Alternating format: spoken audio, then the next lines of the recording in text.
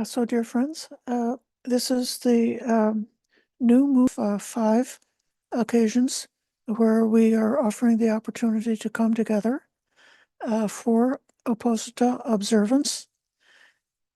By coincidence, this week the Uposatha falls on Sunday, so that the program then is merging together our Uposatha observance with the regular Sunday program. Usually on Sunday between 9 and 10 o'clock, we have a session of meditation with a time for discussion. Today, we're going to use the next few minutes to give everyone the opportunity to undertake the 3 refuges, taking refuge in the Buddha, Dhamma, Sangha, and the 8 Uposatha Precepts. The 8 precepts is just for this one day. We're not asking you to undertake it for life. You may if you like to. But it's we're following the common practice in Buddhist countries where individuals can take the extra precepts on the Uposatha day alone. So you're keeping the 5 precepts of not killing, not taking life, not stealing, not taking what is not given, not doing sexual misconduct, not engaging in false speech, and refraining from the use of intoxicating drinks and drugs that cause heedlessness. And then you're taking some additional precepts. One can listen to chanting, which can sound sometimes musical and beautiful and soothing. So that's not what it's talking about, but you wouldn't go out to a nightclub and participate in those kinds of entertainment. And in particular, in modern times, we know that everybody is somewhat addicted to their smartphone or addicted to their computer and able to very frequently jump on and check and see if anybody's calling them on Facebook or see if anything happened in the news or to watch some silly short video that will, you think it's to help relax the mind, but those constant feeding the mind with that kind of entertainment actually doesn't create real relaxation. Instead, it creates more tension, actually. If each time you thought of picking up the phone or opening a video or a YouTube or something like that, if instead you would be quiet, sit quietly and take a breath and just be still and just be quiet for those few minutes, you would find it would be ever so much more relaxing and therapeutic for you instead of entertainment. The other half of that precept is not wearing adornments, fragrances or perfumes and makeup. So just having a body which is clean is enough. It's not necessary to pen beds.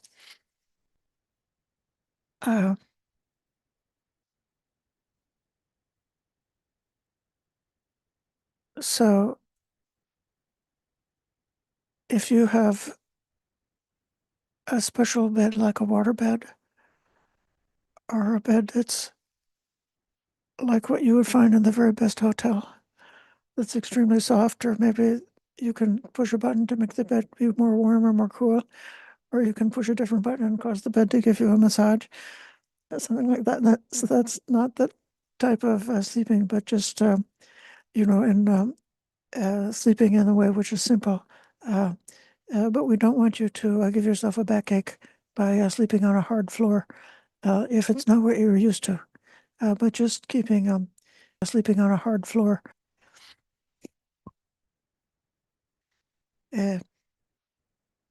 I'll say one more thing about the refuges and precepts. Um,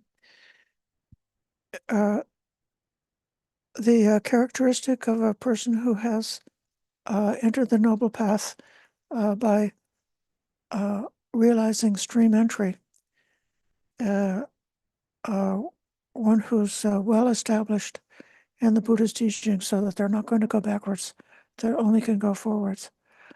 A person like that has got four qualities. They have perfect confidence in the Buddha, perfect confidence in the Dhamma, perfect confidence in the Sangha. And if you've undertaken some additional precepts, even if you broke them by mistake, you would you would acknowledge and take care of it right away. So you wouldn't engage in anything deceptive or hypocritical regarding morality. Mm. So I'm going to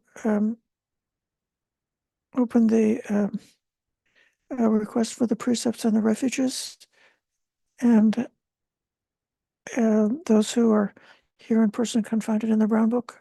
I don't know which page it's on.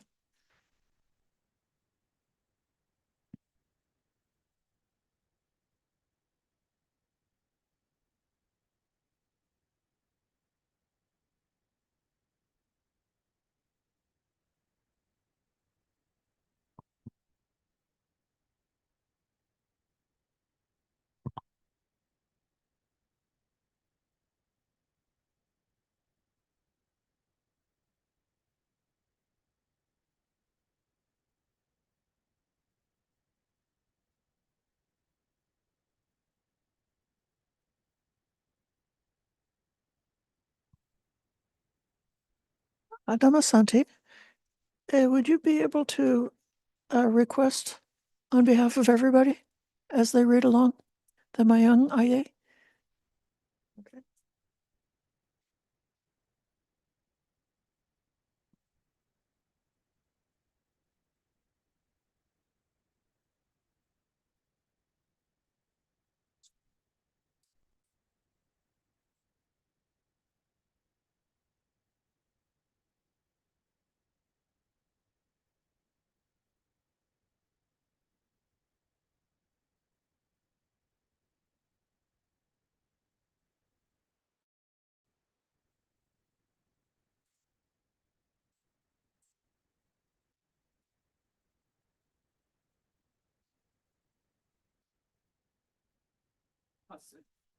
So those who are taking the 5 precepts, when it says, you gotta say pancha, which means 5, and just think in your mind that you're going to keep 5, and then you will recite the 5, and just listen to the other 3.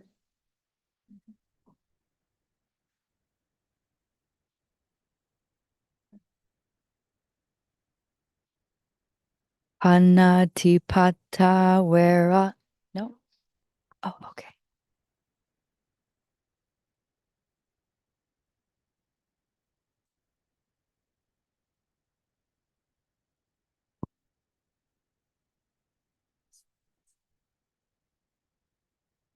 There's no voice.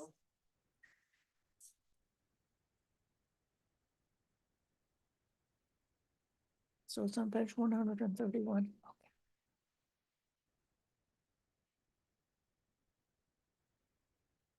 Lani yachama. Dutiyampi mayam aye. Tisarenena saha. Atta silani yachama. Tatiyampi mayam aye. Tisaranena saha. Atta silani yachama.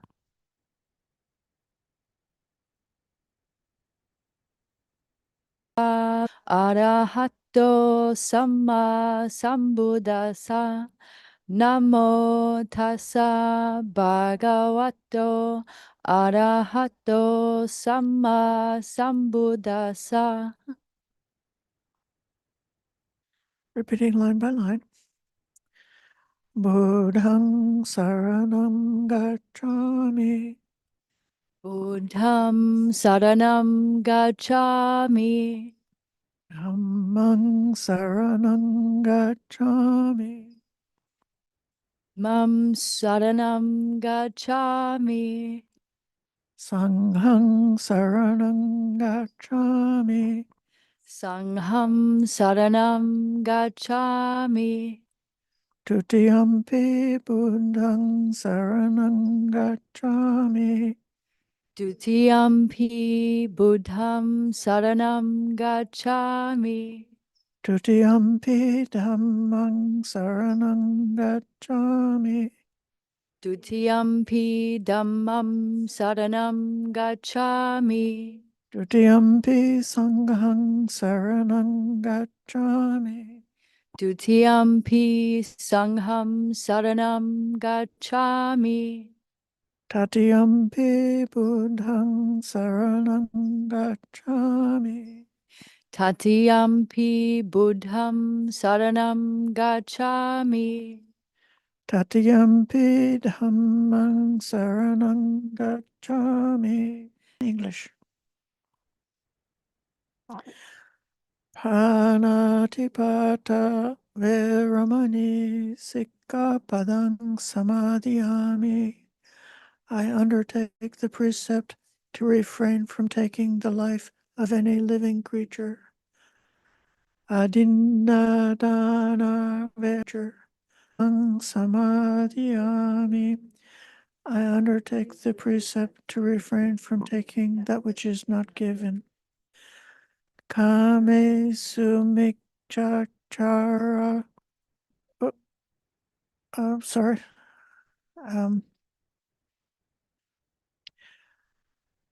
Abrahmacharya Viramani Sikkapadang Samadhiyami. I undertake the precept to refrain from any sexual activity. Thus, taking 5 precepts are refraining from sexual misconduct. Musavada Viramani Sikkapadang Samadhiyami. I undertake the precept to refrain from lying. Surameraya Manchapamadhatana Veramani Sikkapadang Samadhiyami.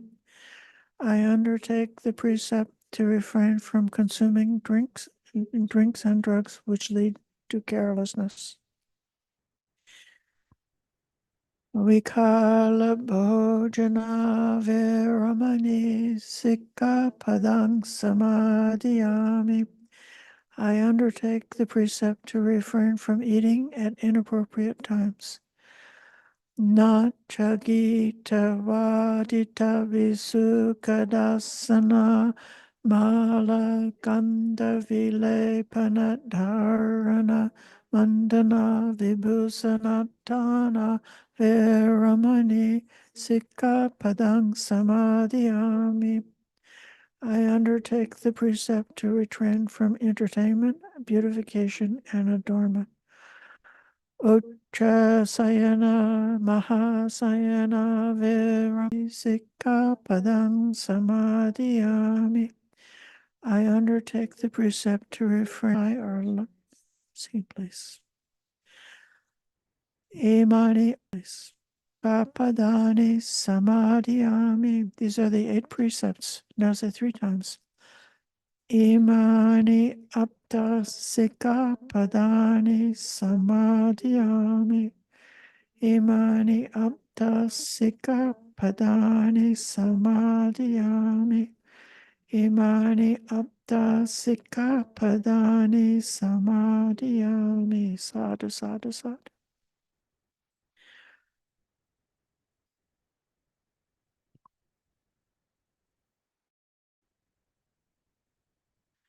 Now I will invite us to just read the first part of the morning chanting.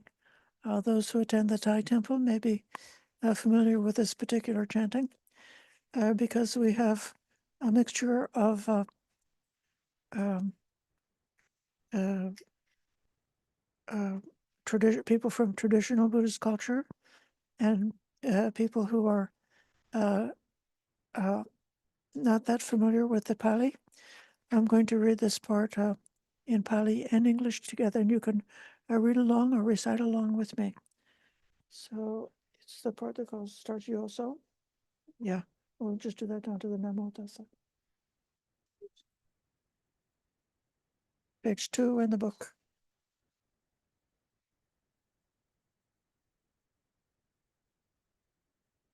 And perfect enlightenment, Swakato Yena Bhagavata Dhammo, to the teaching which he expounded so well. Supatipamno Yasa Bhagavato Savakasangho, and to the Blessed One's disciples who have practiced well. Dhammayang Bhagavantam Sadhammang is the Buddha, the Dhamma, and the Sangha. Ime Hisakare Hiyatarahang Aropite Abhipujayama. We render with offerings our rightful homage. Sadhu no bhante bhagava sukhira parinimbutopi. It is well for us that the Blessed One, having attained liberation, Pakchima Janata Nukampamanasa, still had compassion for later generations. Ime Samparendungatapannakar Bhute Patinganhatu.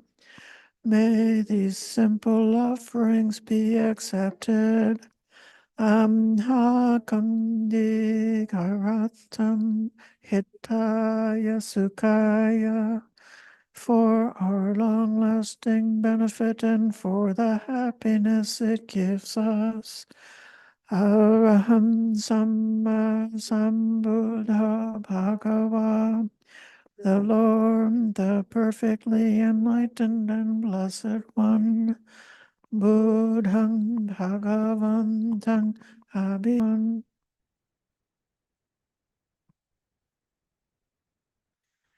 Svakato Bhagavata Dhammo, the teaching so completely explained by him. Dhammam Namasami, I bow to the Dhamma.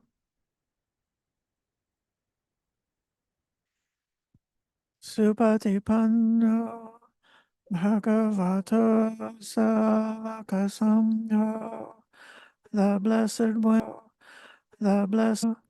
Samhang Namami, I bow to the Sangha.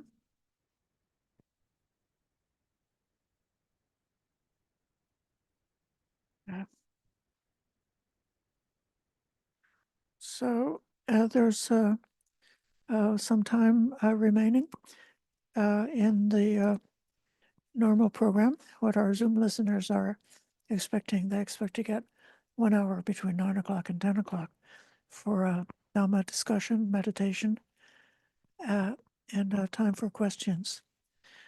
What I would like to invite right now is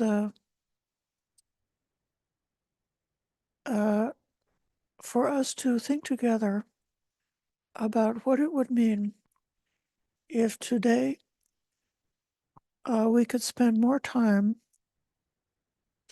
meditating on the recollection of Sila, the recollection of our virtuous practices and of our commitment and determination to uphold these precepts.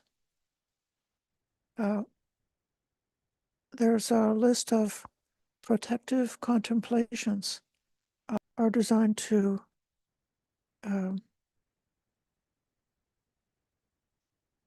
eliminate fear and anxiety, eliminate unwholesome negative states of mind, and even protect a person from the danger of, if they should happen to die, from the danger of being reborn in an unfortunate condition. Of these protective meditations, the most famous one is the meditation on loving kindness. And we see perhaps among Buddhists all over the world, but especially I've noticed that for Buddhists in California, the loving kindness meditation is the one that is so beloved and so well practiced, and so it's one that many people know about. The meditation on sila, on virtue, is not one that seems to be very well known. I don't even recall when I was receiving my training, I didn't recall my teachers giving instructions about meditating, about upholding the precepts or keeping virtue. It was actually much later in life. There was a very young woman who came to us. This was when I was at the Hermitage at the Aranya Bodhi out in the forest in Jenner. And that young woman had come from, they wanted her to get a detox from her drug addiction. So they brought her out to our Hermitage, which is in the forest. And now, if you don't have a car, you're kind of trapped. You can't really get out of there. There's a sort of a parking area, which is, you have to then transfer to a four-wheel drive vehicle and come up to the main part of our center over there where the temple is and where the dwelling quarters are. So this family, it was an extended family. There were like 7 or 8 relatives and this young lady. And they, it was by an arrangement. So and they just said, no, we're just going to leave her here. And then they turned around and going to get away as fast as they could, leaving this young girl who was actually a drug addict and a criminal who was interested in getting out of drug addiction and getting out of her criminal life to be there with me in the forest. And she did keep her sobriety, and she did give up the life of crime. She was the first person I ever met who retaining jhana by way of meditating on her sila, on her, and I think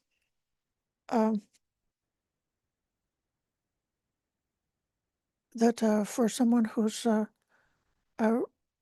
very strongly tempted to do something wrong, to take a drug or to do some evil deed, and then they just desperately need to have the willpower to resist undertaking an evil action, and they say, please, concentration enabled her to obtain deep meditation.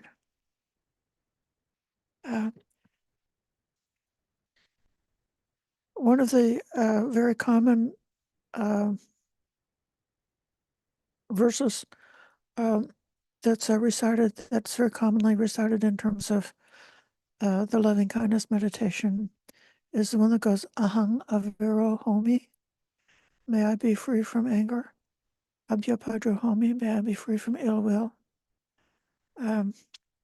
Abhyabhapati, may I be free from anxiety. May I take care of my happiness.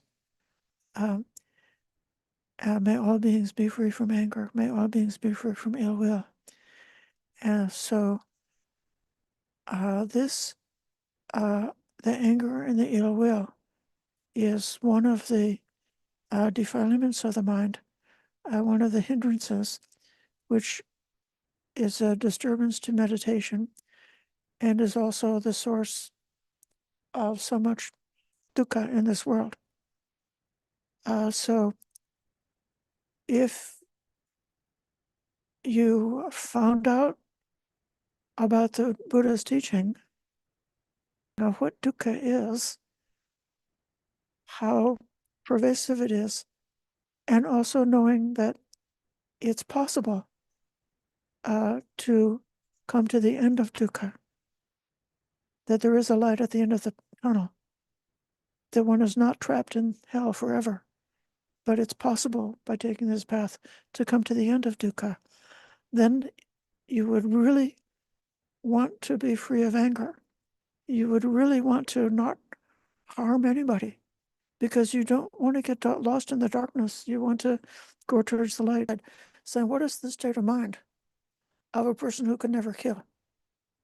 What is the state of mind of a person who can never hurt anybody or not even hurting an animal or a small creature?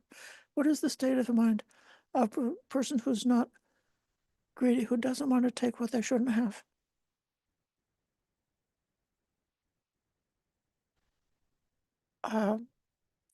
Visualizing like what it would be like to be completely stabilized state of mind, which is cleared off of all of those negativities. That something like that could be a really strong meditation, couldn't it? That one could obtain concentration because you really want it. You really want to have a mind which is free of anger, free of greed, free of deception. Um, you really want to have that mind which is aiming for the truth, which is contented to receive like whatever life brings. You simply receive it without grasping or trying to take what you shouldn't have. So in that way, it seems to me both that meditation, because you have a motivation like you want it. So let that motivation could help you to concentrate the meditation. And so then you could obtain concentration and not have the mind be distracted because your nose is itching or your knee is sore or you heard a bird sing or something like that and you lose the meditation. But you wouldn't if you were had that determination in meditation. And then if you visualize yourself in those states that are not having the motivation to do a bad deed, that state of mind is also the state of mind which is going to be very far away from the hindrances. And when you're able to rest in a state of meditation that's not disturbed by the hindrances, then you can drop into jhana and be able to obtain deeper meditation. And so in these ways, even though my teachers forgot to tell me that contemplating sila is one of the protective meditations, uh, nevertheless it is. Can't you see that? What a good uh, practice. This could be both an ethical and moral practice, but also a practice of that's supporting, that's really part of the bhavana, part of meditation. With those comments from me, now I would be happy to hear anybody's comments or questions, including those who are here in the room, or else those who are um, joining me through the computer.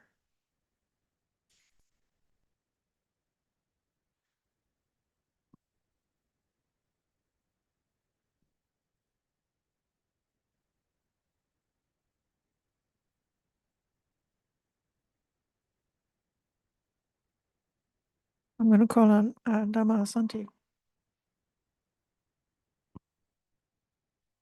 I think something that you have touched on in previous sittings that is very helpful for me to continue to stay in that concentration when having a meditation is to not sit in meditation without first seeing why you're sitting, sort of setting an adhitthana or an intention for the particular sitting, so that maybe I watch my breath, and when I notice that that has changed, come back to the breath. Or maybe it's on a something more like a ideology, like I meditate for peace or I meditate for liberation. And then when the mind becomes distracted in some sort of other mental formation or the sound of a bird, that bird is not nearly as entertaining and beautiful and tranquil as the adhitthana that I set for that particular meditation.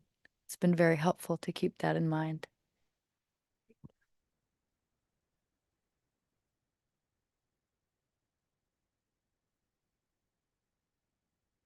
Okay. Thank you, Aya.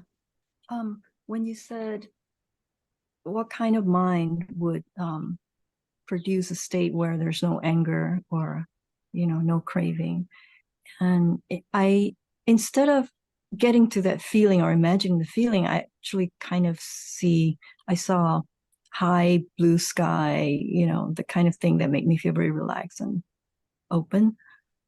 And then I got to the feeling after, after that visualizing. I'm just wondering if that's something that's advised or something I should stay away from.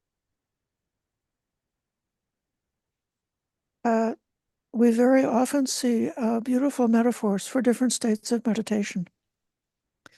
Like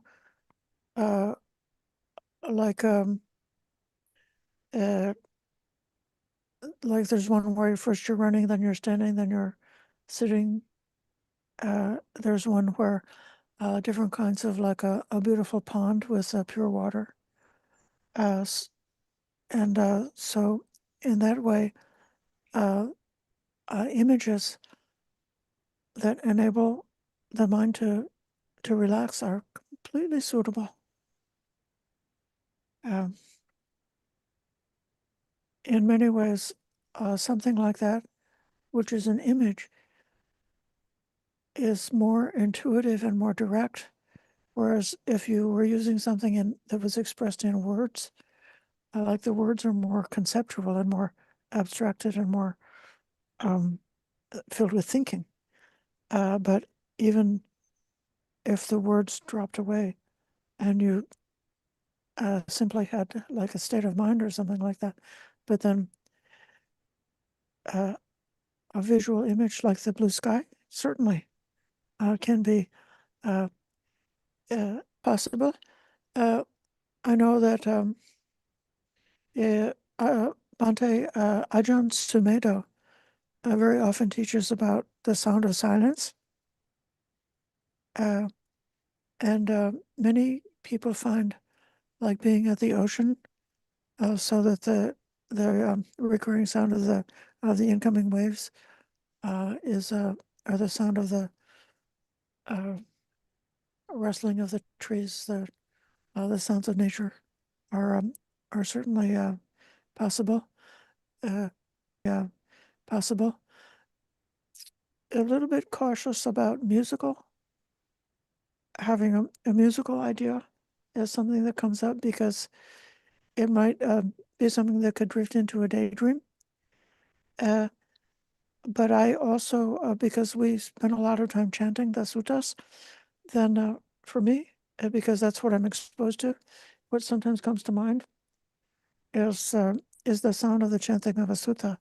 But those are also bringing along the meaning of suttas. Yeah. Thank you. Okay. I'll call on Rowan.